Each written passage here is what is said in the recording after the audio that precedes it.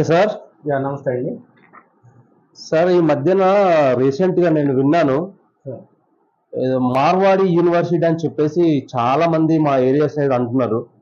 So మీ office నుంచి కూడా మాకు మామూలుగా కాల్స్ వచ్చింది అండ్ నేను మీ వీడియోస్ చూశాను. సో తెలుసుకుందామని చెప్పేసి అని నేను మరీ ఇంత దూరం వచ్చాను సార్. నేను సార్ ఏంటి సార్ ఈ మార్వాడి యూనివర్సిటీ ఎవరికి ఎక్కువ యూజ్ అవుతుంది? అంటే మాది ఏంటంటే చాలా పేద, అంటే మధ్యతరగతి కుటుంబం సార్ మాది.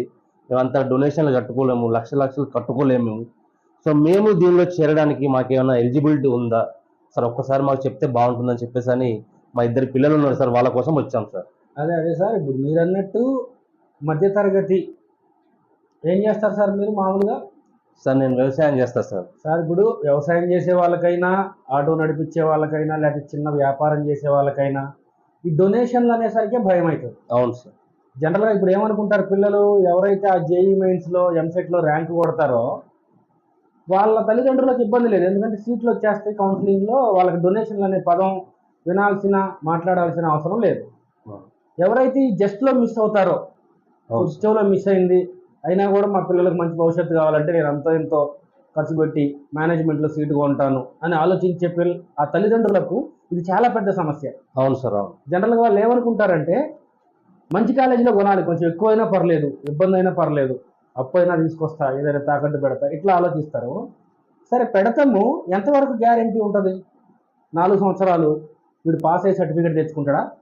4 సంవత్సరాల్లో జాబ్ కొడతాడా? మనం అనుకునేవన్నీ ఫుల్ఫిల్ అయితే ఓకే, కాకపోతే ఏంటి అనేది క్వశ్చన్ సార్. అవును. ఇప్పుడు మార్వాడి యూనివర్సిటీ గురించి నేను ఎందుకు చెప్తున్నానంటే, మార్వాడి యూనివర్సిటీలో మీరు ఇక్కడ ఏదైతే కౌన్సిలింగ్ ద్వారా జాయిన్ అయిన పిల్లలు కాలేజీ ఫీజు కింద ఈ చలానా రూపంలో కడతారో అంతకంటే తక్కువ ఉంటుంది మేనేజ్మెంట్ సీట్ ఫీజు. రెండవది, ఇప్పుడు మీరు ఇక్కడ ఏదైతే కాలేజీలో నేను చెప్పిన ఫీజు ఇది అనుకున్నారో ఆ ఫీజు కంటే తక్కువ ఖర్చులో ఎక్కువ ఫెసిలిటీస్ పొందుతారు. లైక్ ఇప్పుడు ఫ్యాకల్టీ పరంగా, క్యాంపస్ పరంగా, ప్లేస్మెంట్స్ పరంగా, అక్కడ ఉండే ఇన్ఫ్రాస్ట్రక్చర్ పరంగా, అంటే ప్రతిదీ కంపేర్ చేసుకుని ఖర్చు తక్కువ ఎక్కడైతుంది, బెనిఫిట్ ఎక్కువ ఎక్కడైతుంది, ఇది కాన్సెప్ట్.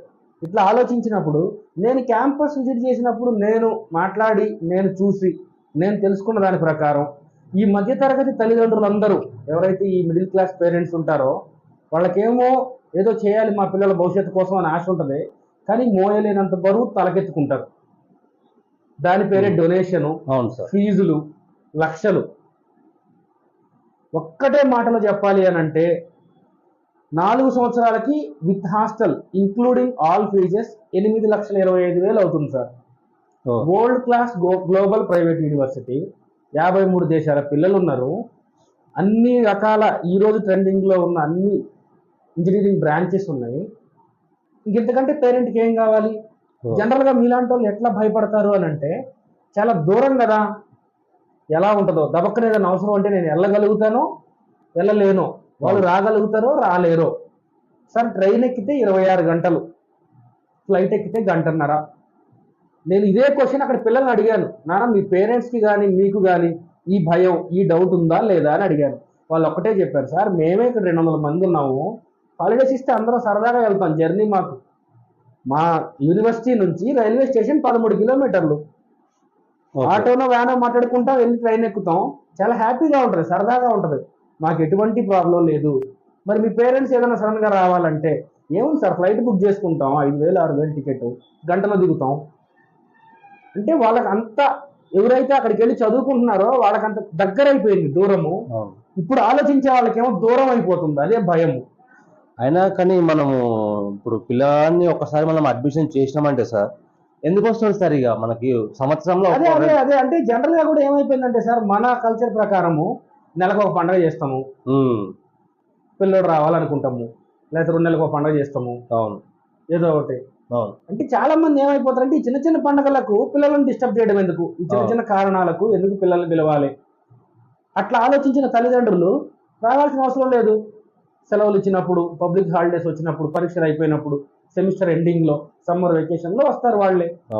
అట్లాంటప్పుడు నో ప్రాబ్లం. మీకు కుదిరినప్పుడు ఒక 2 days వీలు చూసుకోవాలి, వెళ్ళాలి, ఒక రోజు స్టే చేయాలి, పరిస్థితులన్నీ చూడాలి, మాట్లాడుకొని రావాలి. ఇట్లా ఉన్నప్పుడు పిల్లలకి ఇబ్బంది లేదు, మనకి ఇబ్బంది లేదు. ఓకే. అట్లా అంటే ఎవరైతే ఈ భయం దూరం అనే భయాన్ని ఎక్స్ప్రెస్ చేస్తారో వాళ్ళకి ఇది ఆన్సర్. ట్రైన్లో సరదాగా వస్తాము, 26 గంటల జర్నీ అంతే, 13 కిలోమీటర్లు యూనివర్సిటీ నుంచి రైల్వే స్టేషన్, 15 కిలోమీటర్లు ఎయిర్పోర్ట్. అసలు డిస్టెన్స్ అనేది మాకు ప్రాబ్లమే కాదు, అసలు ఆ భయం మా మైండ్లోనే లేదు, ఈ థాట్ ఎక్స్ప్రెస్ చేశారు అక్కడ ఉన్న పిల్లలు. Super sir. అట్లా కాబట్టి మీరు అసలు ఆ డిస్టెన్స్ గురించి ఆలోచించకండి, అది డిస్టెన్సే కాదు సార్. ఒక్కసారి మీరు కొంచెం అట్లా ప్రపంచాన్ని చూడండి. మన తెలుగు పిల్లలు ఇండియాలో ఈ స్టేట్ లో చదవట్లేదు అని ఒక్క స్టేట్ పేరు కూడా చెప్పలేము మనం. అవును సార్. ప్రతి స్టేట్ లో ఉన్నారు. అవును సార్. అట్లా.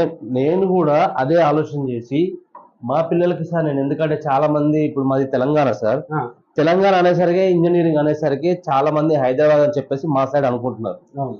నేను ఈసారి ఏంటంటే నాకు ఉన్న పరిజ్ఞానం ప్రకారంగా ఈ హైదరాబాద్ లో చేస్తుందంటే పిల్లలకి కమ్యూనికేషన్ స్కిల్స్ 100% రావట్లేదు సార్. చాలా మంచి మాట చెప్పారు, కరెక్ట్. సో ఎందుకంటే కాలేజ్ లో వాళ్ళ చుట్టూ ఉన్న ఫ్రెండ్స్ కూడా టోటల్ తెలుగు వాళ్ళే ఉంటున్నారు. లంచ్ టైంలో వాళ్ళు మాట్లాడితే తెలుగే మాట్లాడుతున్నారు, క్లాస్ రూమ్ లో తెలుగే మాట్లాడుతున్నారు. అంటే మీరు ఆలోచించినట్టుగా అందరు తల్లిదండ్రులు ఆలోచించరు. అవును సార్. ఒక విషయం చూడండి, ఎవరు ఏ తల్లిదండ్రులైనా వాళ్ళ పిల్లలను, వాళ్ళ పాపను లేదా బాబును ఇంజనీరింగ్ లో జాయిన్ చేయించే రోజు వాళ్ళ మైండ్ లో ఏం ఆశ ఉంటదంటే 4 ఏళ్ల తర్వాత భవిష్యత్తు బాగుంటది, అవును సార్, ఇంజనీర్ గా సెటిల్ అవుతారు. దీనికోసమే ఎవరు చేసినా అవును. ఈ 4 ఏళ్ళు అయిపోయిన తర్వాత ఏ ఇంటర్వ్యూకి వెళ్ళినా, ఇప్పుడు ఈ రోజు నాకు రేపు ఇంటర్వ్యూ ఉంది, నెక్స్ట్ వీక్ లో ఇంటర్వ్యూ ఉంది అని చెప్పే పిల్లల యొక్క టెన్షన్ చూడండి, అవును. భయం, టెన్షన్, కంగారు. ఎందుకంటే ఏం అడుగుతారో, ఏం చెప్పాలో, ఇంగ్లీష్ లో ఎట్లా స్టార్ట్ చేయాలి, వీళ్ళు ప్రాక్టీస్ చేస్తుంటారు. My name is so and so, I am come from so and so. ఇట్లా ఈ ప్రాక్టీస్ అవసరం లేదు అక్కడ ఉంటే. అవును వీళ్ళు సార్. 4 years ఇంగ్లీష్ లోనే మాట్లాడతారు. ఈ కమ్యూనికేషన్ స్కిల్స్ అని ఈ రోజు జాబ్ రావడానికి కారణమయ్యే స్కిల్స్ ఈ 4 years లో లైక్ మన మదర్ టంగ్ అయిపోతుంది. అవును సార్. అవును. మనకి ఇంగ్లీష్ లో మాట్లాడాలంటే భయపడాలి అని కూడా గుర్తుండదు. ఎందుకంటే ఆ ఎన్విరాన్మెంట్ అలాంటిది కదా. అక్కడ అనేక దేశాల నుంచి, అనేక రాష్ట్రాల నుంచి ఉంటారు. అవును ప్రతి సార్. ఒక్కళ్ళు ఇంగ్లీష్ లో మాట్లాడుకుంటే నీకు అలవాటు అయిపోతుంది. అలవాటు అయిపోతుంది సార్. అవును. సింపుల్. ఇప్పుడు మనకి ఎవరైనా ఫ్రెండ్స్ ఉన్నారనుకోండి, హిందీ, వాళ్ళకి తెలుగు రాదు, వాడితో మనం కమ్యూనికేట్ చేసినప్పుడు కొద్ది రోజులకు హిందీ మనకు అర్థమవుతుంది, మనం కూడా మాట్లాడతాం. ఫైన్ అట్లా. సార్. చాలా మంచి ఎక్స్ప్లెయిన్ చేశారు సార్. ఇంకొకటి ఏంటంటే సార్, ఇప్పుడు 8,25,000 అని చెప్పారు కదా sir, including food and college fee అని. సో ఇవన్నీ ఒకేసారి అయితే మేము కట్టుకోలేము సార్. కొంచెం మీరు మాకు సార్, ఇప్పుడు ఒకేసారి అని అంటే మీరు డొనేషన్ భాషలో మాట్లాడుతున్నారు. జనరల్ గా మనం డొనేషన్ అంటే ఒకేసారి కట్టాలి అవును సార్. అనుకుంటాం కాబట్టి మీరు అట్లా అనుకుంటున్నారు. అవును సార్. కాలేజీకి ఒక సంవత్సరానికి 1,25,000 ఫీజు. 1,25,000లో సంవత్సరానికి 2 సెమిస్టర్లు ఉంటాయి. అవును సార్. అవును. మీరు 1,25,000 2 సార్లు కట్టుకోవచ్చు. సెమిస్టర్ స్టార్టింగ్ లో మొదటి 6 నెలలకు సగం, రెండో 6 నెలలకు సగం కట్టచ్చు. అబ్బా సూపర్ సార్. హాస్టల్ ఫీజు సంవత్సరానికి 81,000, దాన్ని కూడా మీరు సగం సగం కట్టచ్చు. అట్లా మీరు ఒకేసారి కట్టాలి, ఖచ్చితంగా ఇంత కడితేనే అట్లా ఏమి లేదు. ఓకే. ఇట్లా మీరు ఒకేసారి కట్టలేనేమో, కట్టకపోతే అట్లేమనుకోకండి. ఏ సెమిస్టర్ ఫీజు ఆ సెమిస్టర్ కట్టండి. ఆ సెమిస్టర్ లో కాలేజీ ఫీజు కాలేజీకి కట్టండి, హాస్టల్ ఫీజు హాస్టల్కి కట్టండి. స్టార్టింగ్ ఆఫ్ ద సెమిస్టర్ కట్టేయండి, తక్కువ ఉంటుంది. 1,25,000 అంటే ఎంత సార్? 62,500 అవును. అంతే కట్టేయాలి. ఫస్ట్ సెమ్ జాయిన్ చేయాలి. సెమ్ అయిపోయినాక సెకండ్ సెమ్ స్టార్టింగ్ లో మళ్ళీ 62,500 కట్టేయాలి. కాలేజ్ ఫీజు అయిపోతుంది. హాస్టల్ ఫీజు ఉంటే ఒకేసారి కట్టేయండి, లేకపోతే 2 సార్లు కట్టేయండి. అట్లా ఒకేసారి కట్టాలి అని భయపడకండి, కట్టాల్సిన అవసరం కూడా లేదు. అట్లా. సో ఇప్పుడు అమ్మాయి కాబట్టి సార్, ఎందుకంటే ఇప్పుడు ఎవరైనా పేరెంట్స్ కోరుకునేది ఏంటంటే సేఫ్టీ అండ్ సెక్యూరిటీ. నేను ఇంతకు ముందు కూడా ఒక పేరెంట్ వస్తే చెప్పాను, అమ్మాయి కదా సార్, అమ్మాయి కదా అవును సార్, సార్. ఈ అమ్మాయి కదా అబ్బాయి కదా ఈ భయాన్ని విడిచిపెట్టండి. ఫస్ట్ ఎదిగితే ఇద్దరు ఎవరు ఏ స్థాయిలో ఉంటారో చెప్పలేం. అమ్మాయి కదా ఈ మాటలోనే వాళ్ళు కొంచెం తప్పు చేసిన ఫీలింగ్ ఉంటది. వాళ్ళకి మనం ఇచ్చే ధైర్యం ఇస్తూ వెనకాల భరోసా ఉంటే అమ్మాయి అయినా అబ్బాయి అయినా ఒకటే. అవును సార్. చదువుకుని ఎవరు ఎక్కువ ప్రూవ్ చేసుకుంటే, ఎవరు మంచి ప్లేస్ అయితే వాళ్ళదే లైఫ్ తప్ప అమ్మాయి కాబట్టి తక్కువ అవుతుంది, అబ్బాయి కాబట్టి ఎక్కువ అవుతాడు ఇది లేదు. మనం కూడా అమ్మాయి కదా అంటే ఈ మాట అమ్మాయి విని నేను కొంచెం భయపడాలేమో అని గుర్తు చేసుకుంటారు. ముఖ్యంగా మీరు చెప్పిన ఈ సేఫ్టీ సెక్యూరిటీకి ఈ మార్వాడి యూనివర్సిటీలో సపరేట్ గా గర్ల్స్ కోసం 2 హాస్టల్ బిల్డింగ్స్ ఉన్నాయి. వాళ్ళకి ఎంత సెక్యూరిటీ ఉంటది అని అంటే, కాలేజీ చైర్మన్ సార్ కాలేజీలోనే ఉంటారు. వీళ్ళకి ఏ ప్రాబ్లం ఉన్నా ఏ అవసరం ఉన్నా బయటికి వెళ్ళాలి అని అంటే మీకు ఇన్ఫార్మ్ చేసి మీతో కాంటాక్ట్ చేస్తారు. మీరు ఓకే అంటేనే అవుట్ పాస్ జనరేట్ అవుతుంది, వాళ్ళు గేట్ దాటి బయటికి వెళ్తారు. ఏ పని మీద మీరు వెళ్ళమని చెప్పినా ఈవినింగ్ 7 లోపు మళ్ళీ హాస్టల్కి రావాలి, ఫాలో అప్ చేస్తారు, మీకు ఇన్ఫార్మ్ చేస్తారు. ఓకే సార్ ఈరోజు పంపించమన్నారు కదా, పంపించాను, హాస్పిటల్కి వెళ్ళి వచ్చిందట, ఇప్పుడే మాట్లాడాను, లోపల కూడా వచ్చారు సార్, డోంట్ వర్రీ అని మీకు ఇన్ఫార్మ్ చేస్తారు.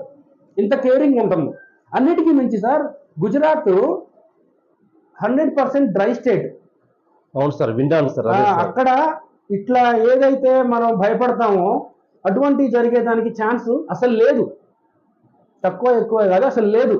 కాబట్టి ఇటువంటి భయాలకు మీకు ధైర్యం ఎప్పుడు వస్తుందంటే ఒకసారి విజిట్ చేస్తే వస్తుంది.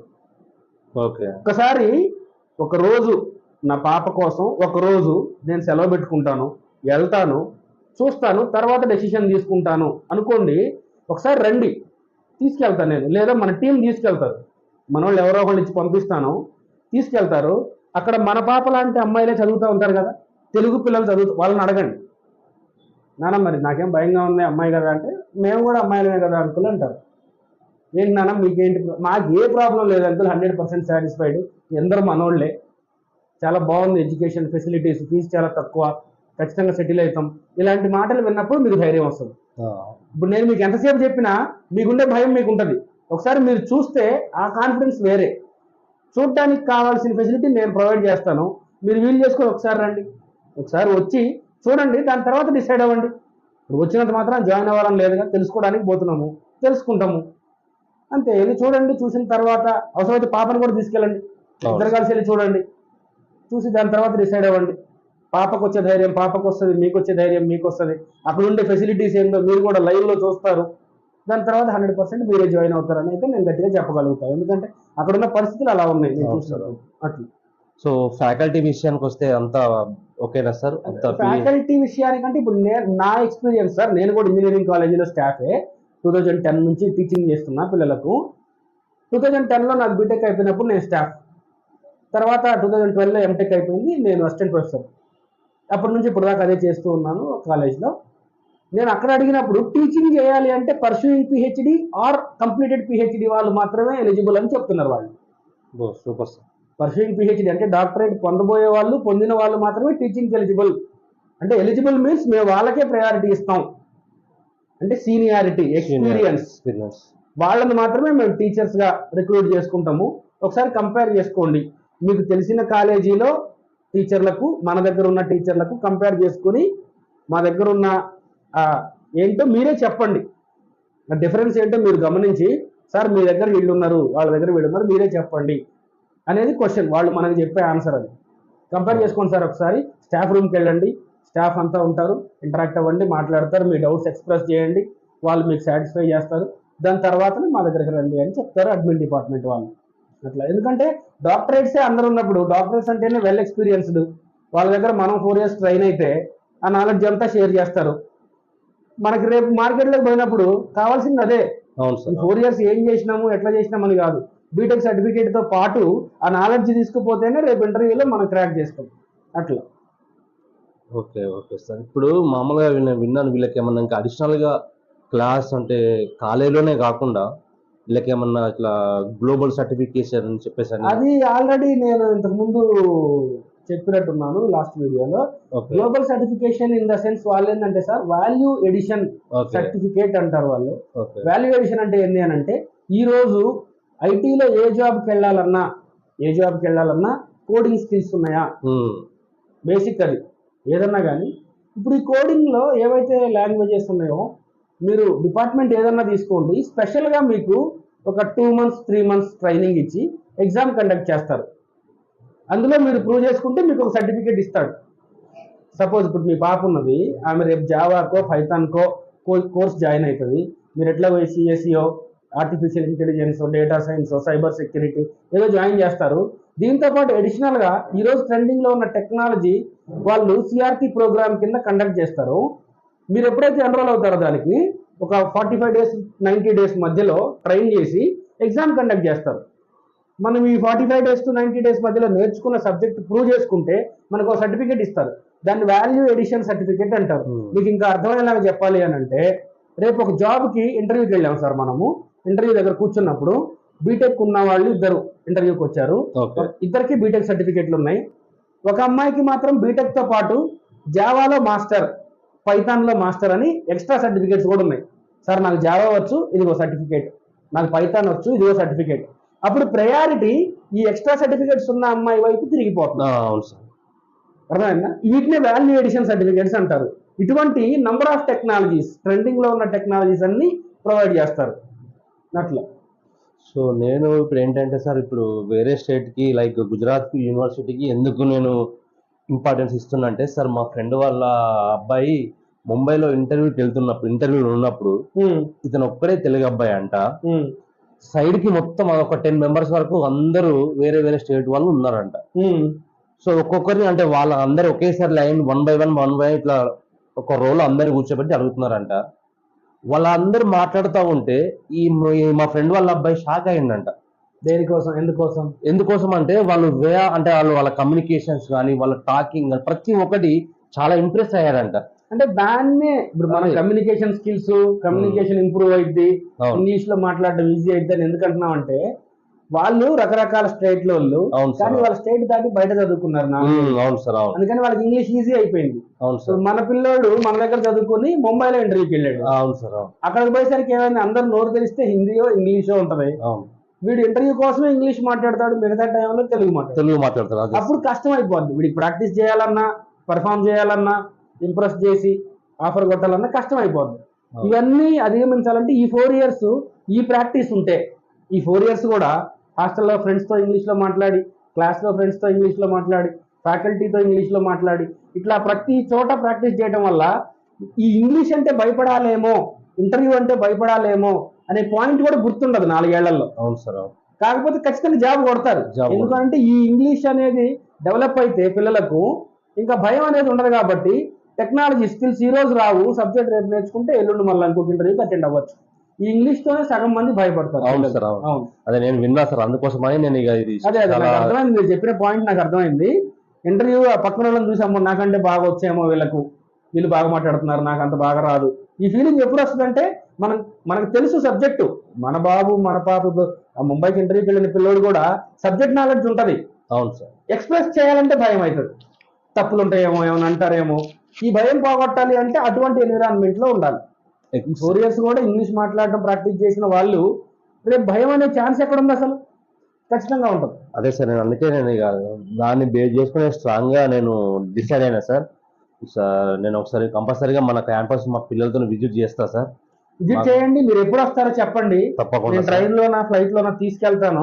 రిజిస్ట్రేషన్ ప్రాసెస్ ఉంటుంది, అది చేసేసి ఫస్ట్ ఇప్పుడు అడ్మిషన్ కావాలి కంపల్సరీ. ఇప్పుడు అంటే ఇప్పుడు ఎంత అమౌంట్ పే చేయాలి, ఏమైనా డాక్యుమెంట్స్, రిక్వైర్డ్ డాక్యుమెంట్స్? అంతే సార్, ఒక 15,000 కడితే రిజిస్ట్రేషన్ చేస్తారు sir. Okay. Marwadi office affiliated కాబట్టి మనది. అప్లికేషన్ ఫామ్ ఇస్తాను, ఫిల్అప్ చేయండి. ఒక 15,000 పే చేస్తే రిజిస్ట్రేషన్ చేస్తారు. డైరెక్ట్ గా ఫ్లైట్ లో తీసుకెళ్లి క్యాంపస్ అంతా చూపిస్తారు, డౌట్స్ అన్ని క్లియర్ చేస్తారు. తర్వాత ఓకే అనుకుంటే ఫర్దర్ ప్రొసీడింగ్స్, లేదు అనుకుంటే లేదు. ఓకే సార్, కంపల్సరీగా అడ్మిషన్ తీసుకుందాం అనే డిసైడ్ తీసుకోండి. నేను జనరల్ గా చెప్తున్నా, మీకని కాదు, మీకు మీ ఫ్రెండ్స్ కి, మీ పాప వాళ్ళ ఫ్రెండ్స్ కి అందరూ చెప్పండి. చెప్తాను. విషయం ఏంటి అని అంటే, తెలియక చాలా మంది ఎక్కువ డబ్బులు కడతారు సార్, అదొక్కటే బాధ. దానికోసమే నేను ఇంతగా దీని గురించి చెప్పడము. లేకపోతే తెలియని వాళ్ళు ఎవరైనా తెలుసుకోవాలని ఆశ తప్ప అందరికీ చెప్పాలా, అందరూ వినాలి అట్లా కాదు. ఇప్పుడు మీరు అన్నారు 2-3 ఎక్స్పీరియన్స్లు చెప్పారు, ఇటువంటి చాలా మంది చాలా ఉంటాయి, వాళ్ళు కూడా ఎక్స్ప్రెస్ చేయలేరు. వాళ్ళు కూడా అన్ని అడగలేరు, అన్ని తెలుసుకోలేరు. మనం చెప్పినవి మాత్రమే విని వెళ్తారు. ఏమైనా అడగండి సార్, మీకు ఏమైనా డౌట్ ఉందా అంటే వాళ్ళ డౌట్లు చాలా ఉంటాయి కానీ అడగరు. సేమ్ అదే పిల్లలు కూడా డౌట్లు చాలా ఉంటాయి, అడగాలంటే భయపడతారు. అట్లా కాకుండా ఈ భయాన్ని మర్చిపోవాలంటే ప్రాక్టీసే. ఆ ప్రాక్టీస్ 4 ఏళ్ళు చేయొచ్చు అక్కడ ఉంటే. ఇక్కడ ఉంటే టైం వేసుకొని నెలకో 6 నెలలకో ఒకసారి కమ్యూనికేషన్ క్లాసులకు, స్పోకెన్ ఇంగ్లీష్ క్లాసులకు పంపించాల్సి వస్తుంది. అక్కడ ఉంటే అవసరం లేదు, ఆటోమేటిక్గా డెవలప్ అయిపోతాం, సెటిల్ అయిపోతాం లైఫ్లో. అట్లా చాలా చాలా థ్యాంక్స్ సార్, చాలా విలువైన సమాచారాన్ని మాకు అందజేస్తారు సార్. కంపల్సరీగా మీకు కాల్ చేస్తాం sir. Okay sir, thank you. Thank you.